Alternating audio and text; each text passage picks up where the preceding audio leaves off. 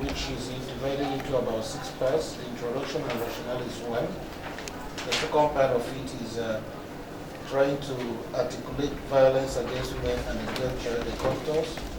Thereafter, we have what the standards demand, what are the demands, and then we looked at the facts and situation of violence against women and girls in Adama State. Then we came forward with next steps and conclusions. What I will try to do is to summarize this. Basically, we note that the way every society treats its vulnerable groups, people who are marginalized, is more or less a demonstration, a gauge of how developed that society is, and the chain is as strong as its weakest links. And in Nigeria, we've come to the conclusion, which cannot be denied, that women are part of the vulnerable groups and marginalized groups. But part of the marginalization stems from how we define gender, and the concept of gender being issues around culture, religion, norms, and customs. But the beauty of all this culture and religion and norms and things is that things evolve with time when people get new information and knowledge and when situation changes. And of course, modern societies are run by rules and regulations, which are encapsulated in the law. And it is that law that says what are the rights, entitlements, and benefits of every member of society. And we are happy to know that our Constitution in Section 34 had already provided for the right to personal human dignity. And this is about the human dignity of men, women, boys, and girls, and every member of the human family in Nigeria. Part of what that section should outlaw is sexual and gender-based violence, violence against women and girls, harmful practices, as well as promoting the sexual and reproductive health and rights of women. So in essence, we already have a foundation. But somebody will ask, yes, we have this foundation, why are these practices continuing? It appears we have it at the general level, but we haven't gotten down to specifics. And now today, it has come, the whole world has agreed that you cannot separate one set of human rights from another. If you're talking about women's right to freedom from violence, you cannot talk about it without talking about their health. You cannot talk about it without talking about their education and also their participation in politics and decision making in the community. So that's all the whole story about the interdependence, indivisibility, and inseparability of all human rights and fundamental freedoms. And so, if we look at the standards which Nigerians have ratified, we talk about the rights of women to freedom from violence. There are so many of them.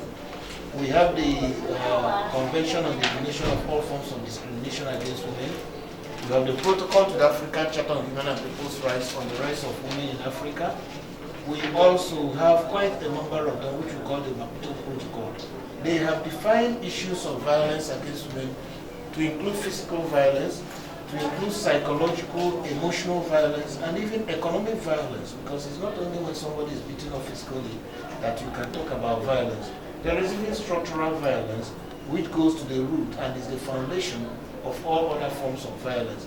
And there's no way you can separate violence from the definition of discrimination, because discrimination is what leads to different distortions of the rights of women, including violence.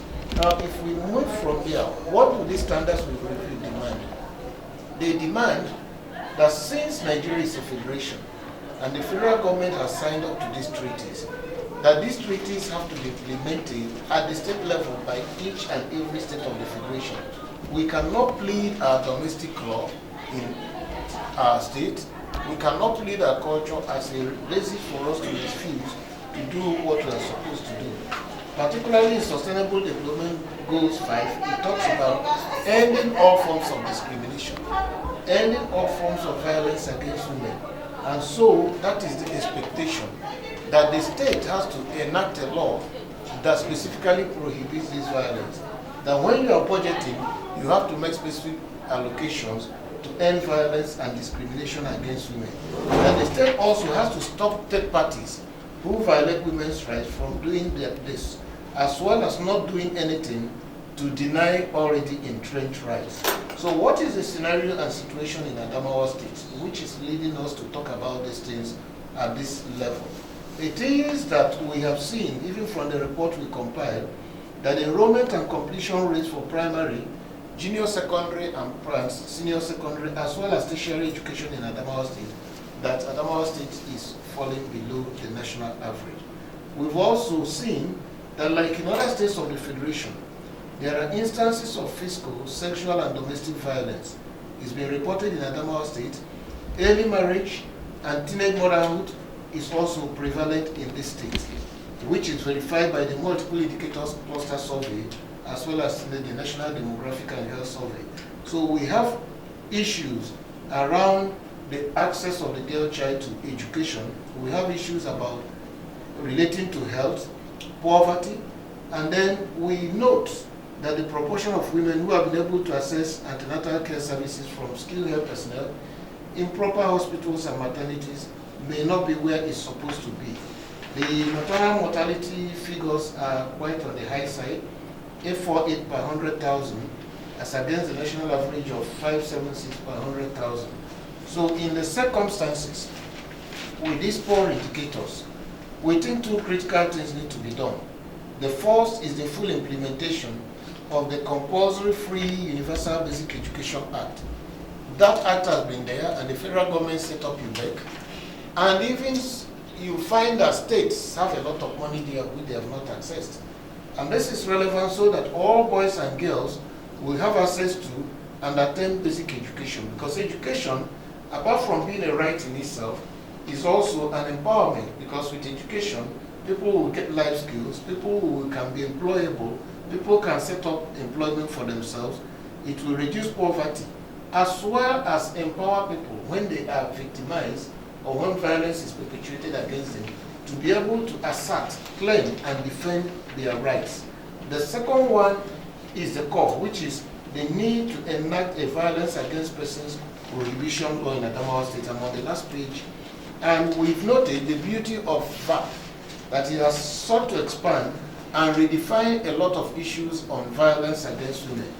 And some of these issues include rape, coercion, physical injury, willfully placing a person in fear of physical injury, offensive conduct, prohibition of female genital mutilation, forceful ejection from womb, deprivation of personal liberty, damage to property with intent to cause distress, forceful economic or financial dependence, and forced isolation. Others are emotional, verbal, psychological abuse, harmful widowhood practices, abandonment of spouse, children, and other dependents without sustenance, stalking, intimidation, spousal battery, harmful practices, quite a number of them which are indicated there.